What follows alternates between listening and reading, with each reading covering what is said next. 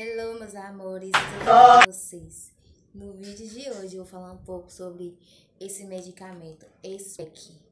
Pense no medicamento top, gente, você não tem noção. Ele é 3 em 1 e ele é bom pra gripe, pra todo tipo de tosse, tosse seca, tosse com catarro. Spec. Pense no medicamento top.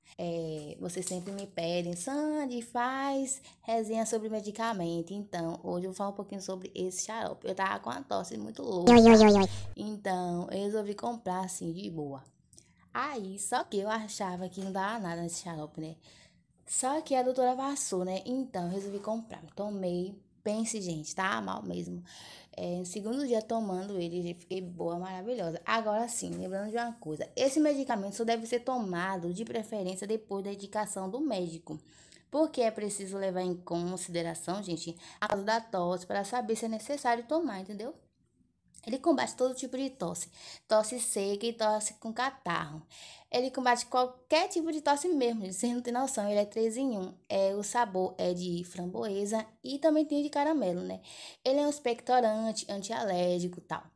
E assim, gente, eu vou mostrar um pouquinho como, entendeu? Ele é assim, ó. Bonitinho, tá vendo?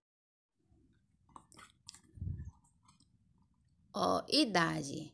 2 a 6 anos é 5 ml, no caso, 6 a 12 anos é 5 ml e adulto é 5 ml 6 vezes ao dia. No caso aqui tem a idade, tem a dosagem e tem vezes ao dia, tá vendo? Não sei se dá pra ver aí. E aí vem tudo aqui certinho, tá vendo, gente? Aí vem um copinho. E ele é assim.